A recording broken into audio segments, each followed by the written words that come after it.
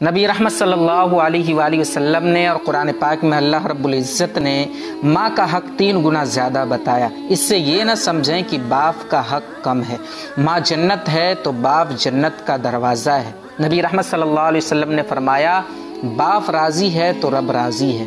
نبی رحمت صلی اللہ علیہ وآلہ وسلم کے پاس ایک شخص آیا اور شکایت کی، اللہ کے رسول میرا بیٹا کسی بھی چیز کو ہاتھ لگانے نہیں دیتا۔ نبی رحمت صلی اللہ علیہ وسلم نے اس کو بلایا اور بلا کر کہا تمہارا باپ کیا کہہ رہا ہے؟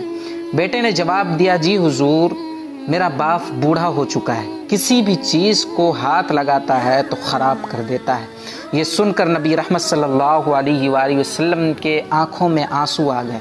انہوں نے فرمایا تم اور تمہارا سارا چیز تمہارا باپ کا ہے، وہ جو چاہے کرے، تم کچھ بھی نہیں کر سکتے۔